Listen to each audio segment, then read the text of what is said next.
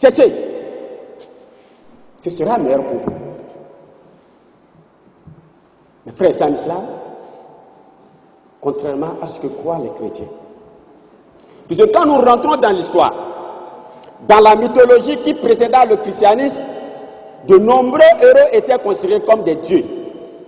La plupart de ce qui a été dit au sujet de Krishna par les hindous, de Bouddha par les bouddhistes, de Shinto par les shintoïstes, de Brahma par les brahmaïstes, d'Adonis par les syriens, de Mitra par les perses, a été clairement dit au sujet de Jésus-Christ par les chrétiens.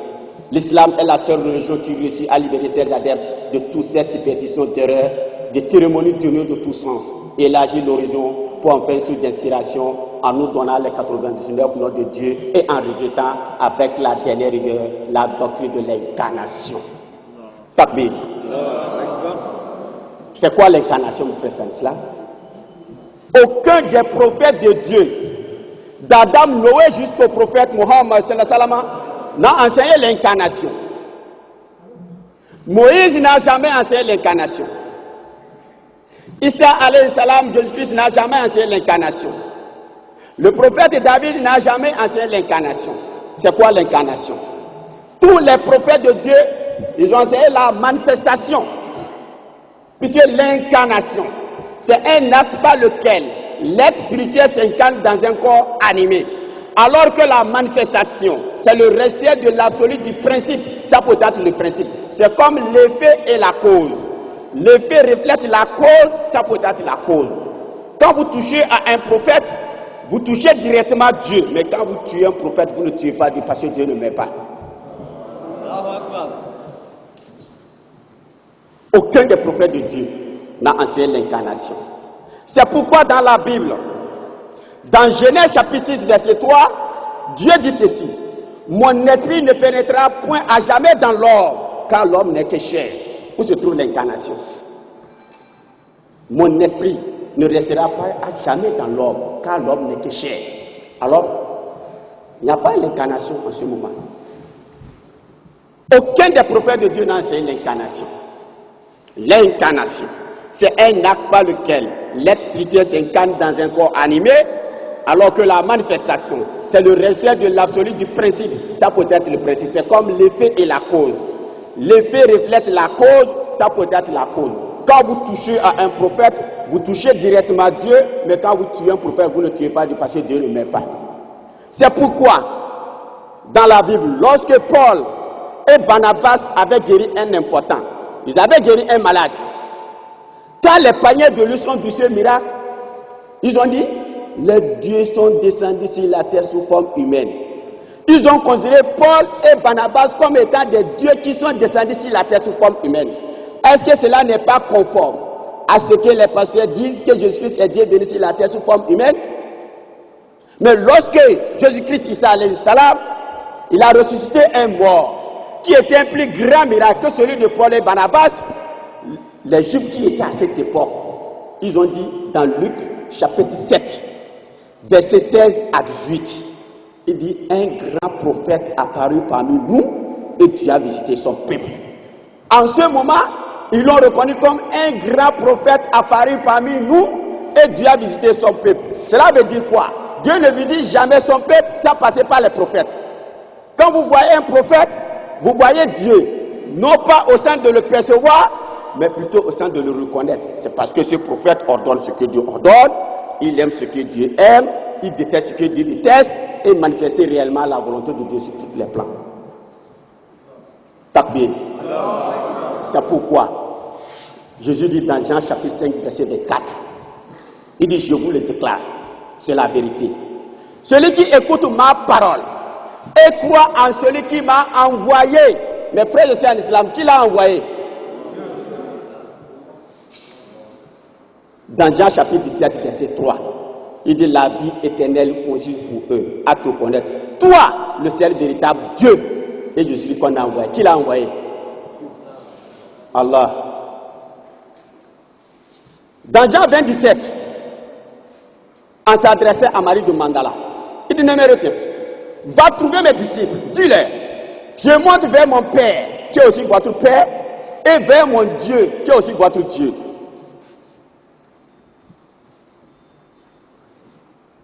Dans 1 Timothée, chapitre 2, verset 5, il dit ceci. Il n'y a qu'un seul Dieu, un seul médiateur entre Dieu et les hommes, Jésus-Christ homme. Il est un être humain.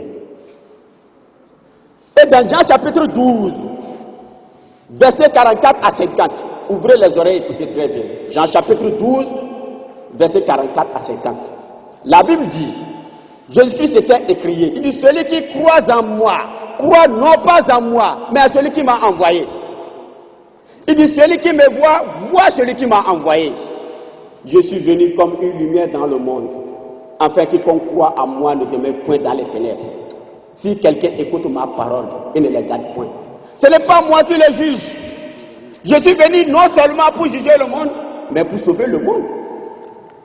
De quel monde s'agit-il? Dans la Bible, le monde a trois sens. Il y a le monde du cosmos, le soleil, la lune, les étoiles. Il y a le monde qui dédie l'humanité tout entière. Il y a le monde des pécheurs. De quel monde s'agit-il? Les Juifs qui avaient transgressé la loi de Dieu, qui étaient hostiles à la loi de Dieu. À leur intention, Dieu a conclu une seconde alliance. Dans Jérémie chapitre 31, verset 31, il dit, je conclus une nouvelle alliance avec les deux maisons d'Israël. L'Israël du nord, capitale Samarie, l'Israël du sud, la capitale Jérusalem. Le messager qui devait sortir de cette nouvelle alliance, c'est bien le bien quoi? Jésus. C'est pourquoi il dit, je les ai donné la parole, eux, le monde les a haïs. Le monde a haï qui? Les Juifs. Alors, Isa alayhi salam n'est qu'un prophète de Dieu, un grand homme de Dieu, un grand messager de Dieu. C'est pourquoi, quand un musulman, il attend le nom de Jésus-Christ, qu'est-ce qu'il dit? Que la paix soit sur lui. Cela veut dire que le musulman reconnaît Jésus plus que même les chrétiens.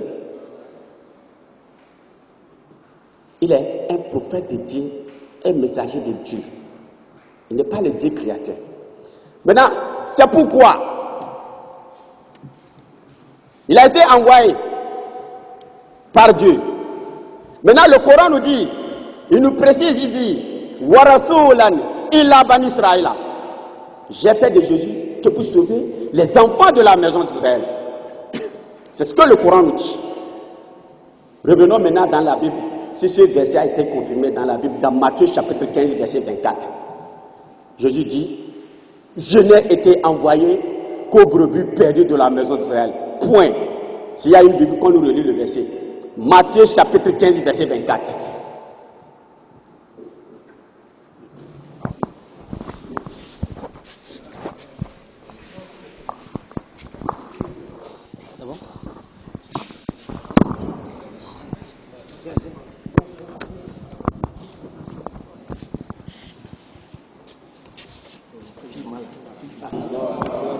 Takbir. Il dit, je n'ai été envoyé qu'aux brebis perdues de la maison d'Israël. Faites l'analyse grammaticale de ce verset. Le mot Dieu est écrit avec grand D. Il dit, je n'ai été envoyé qu'aux brebis perdues de la maison d'Israël. En disant, je n'ai été envoyé qu'aux brebis perdues de la maison d'Israël, cela veut dire, il a été envoyé pour l'humanité tout entière? Non. Mais aujourd'hui, pour tromper certains musulmans non avertis, il vous dit, Jésus dit, allez dans toutes les nations. Oui, il a dit. Quand il dit aller dans toutes les nations, il a envoyé ses disciples d'aller chercher les Juifs qui étaient dans la diaspora. C'est pourquoi le jour de la Pentecôte, dans Actes chapitre 2, il y avait là des Juifs qui habitaient toute la nation. Ils sont présents à Jérusalem pour la fête de la Pentecôte. Puisque la première personne qui fit écouter pour la première fois la parole de l'évangile, c'est bel et bien Corneille, à Césarée, 95 km de Jérusalem, 40 et quelques années après que je sois passé. Dieu avait dépêché un ange. C'était le moment où il devait être accueilli dans l'église de la Nouvelle Alliance. Dieu n'a jamais fait alliance avec les païens, mais les païens ont été acceptés par la grâce. Jésus-Christ avait prédit cela dans la parabole des noces. Il dit, le maire de la ville a organisé une fête. Il a lancé les invitations à ses amis. Mais ces derniers n'ont pas répondu à ces invitations. Du fait que cette nourriture ne se détériore, il a demandé d'aller chercher les inconnus qui passaient sur la voie. Ces inconnus étaient venus consommer la nourriture, mais la nourriture n'était pas préparée à leur intention. Puisque Dieu a dit à Moïse, j'ai vu des païens qui refusent de m'adorer. Alors s'ils veulent m'adorer, participer à les fêtes pour qu'ils se fassent circoncis et s'abstiennent des aliments impurs. Jésus a trouvé ces païens-là, convertis au judaïsme, qu'on appelle les prosélytes. Il y avait les prosélytes de la justice et les prosélytes de l'apôtre. Ceux qui observaient toutes les lois du judaïsme et d'autres qui s'abstenaient de se faire circoncis. Jésus qui prêchait dans le temple, c'est très bien. Dans le temple, il y a 4 cours. La première cour du temple était réservée aux païens. Et cette cour était entourée par des dalles de pierre sur laquelle il était inscrit aux païens de dépasser ce sexe sous peine de mort. Jésus a trouvé cela, il ne s'est jamais opposé. Mais le jour où Pierre s'était permis d'aller prêcher l'évangile à Corneille et à sa famille païenne, les disciples qui étaient à Jérusalem avaient appris cela. Ils l'ont blâmé, ils l'ont demandé, pourquoi tu t'es permis de rentrer chez les païens?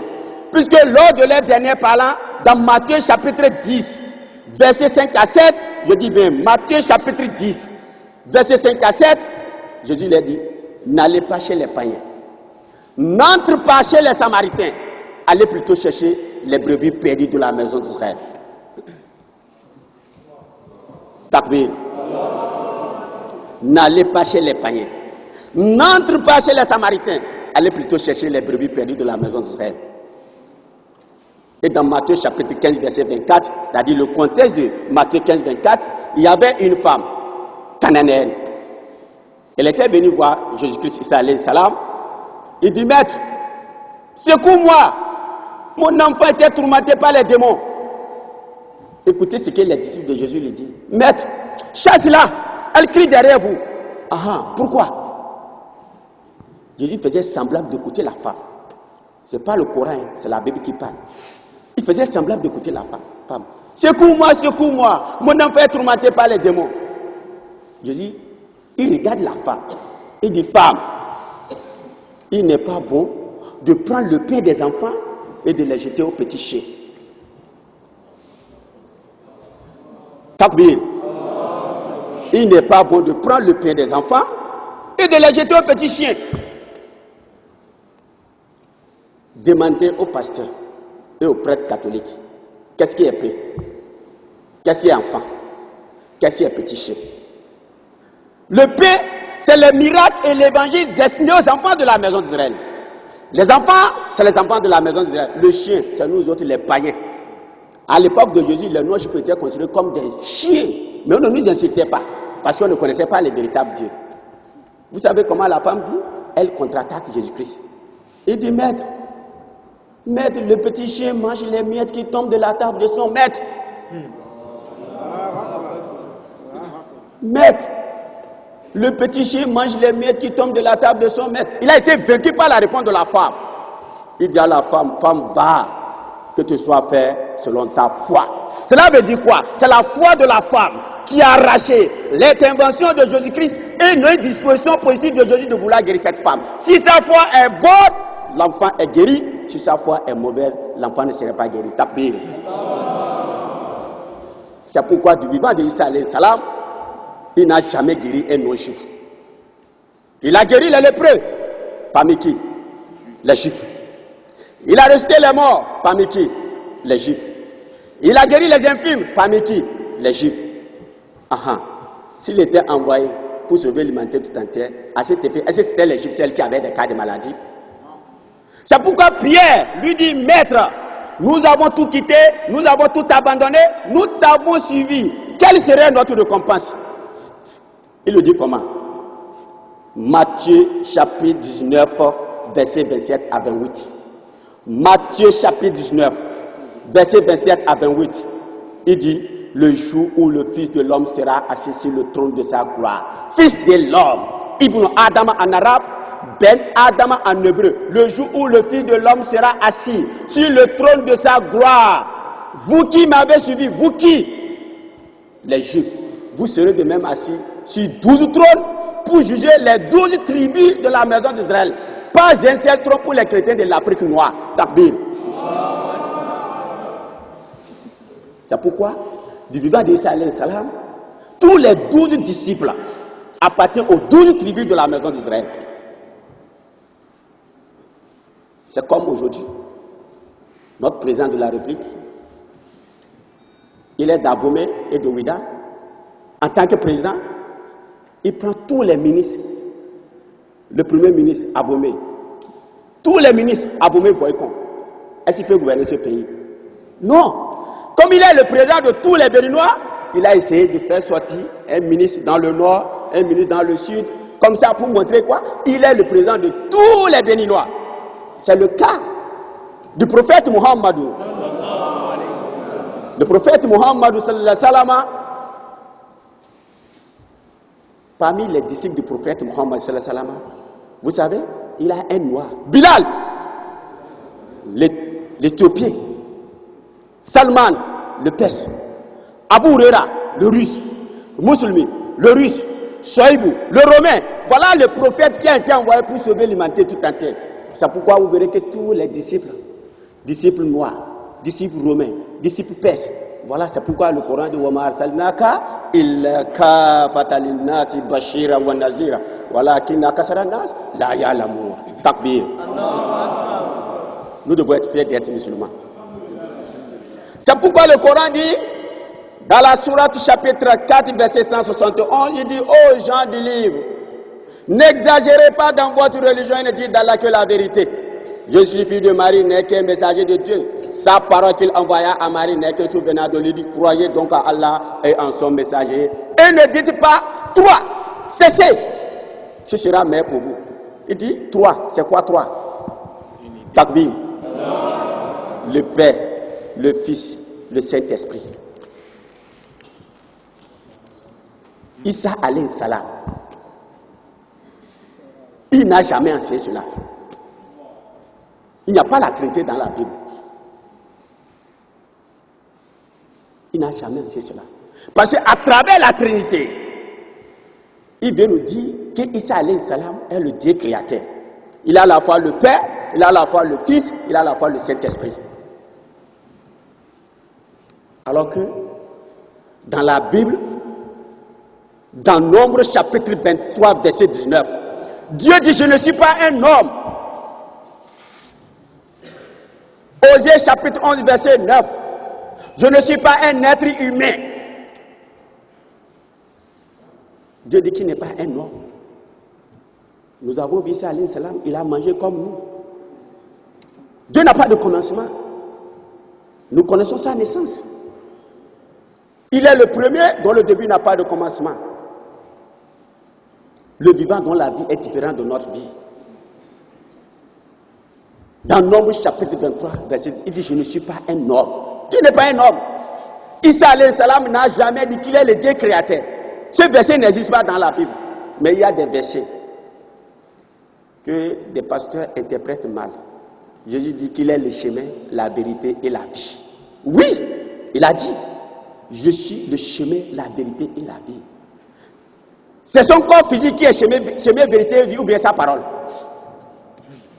Ce n'est pas son corps physique qui est chemin, vérité et vie, c'est plutôt sa parole. Il est le chemin, mais il n'est pas la destination. La route qui va Pau n'est pas Pau. Quand il dit qu'il est le chemin,